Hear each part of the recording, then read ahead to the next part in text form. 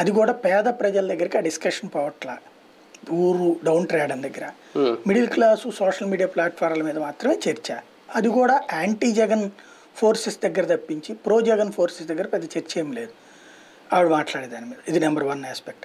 Number 2 వచ్చేటప్పటికి మీరు చెప్పినటువంటి ఈవిడ మాట్లాడేటటువంటి అంశాలకు సంబంధించి వైఎస్ఆర్ చరిష్మా వాడుకుంటున్నట్టు కనిపించట్లేదు. అదే అనేది అది ఎవరు పట్టించుకోవట్లేదు. ఆవిడ వైఎస్ఆర్ వారసురాలుగా కూతురుగానే అంటారు, కాకపోతే ఈవిడ వల్ల ఏదో జరిగిపోతుందని అనుకోవట్లేదు.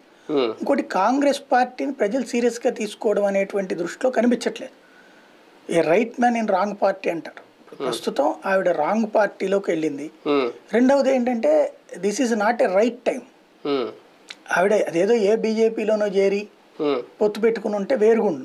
కాంగ్రెస్ పార్టీకి వాళ్ళు ఏమవుతున్నదంటే కేంద్రంలో కనుక ప్రభుత్వం కాంగ్రెస్ వచ్చే అవకాశాలు ఉన్నాయి, లేదా నెక్ టు నెక్ సిచ్యుయేషన్ ఉందంటే రైట్ టైం అవుతుంది.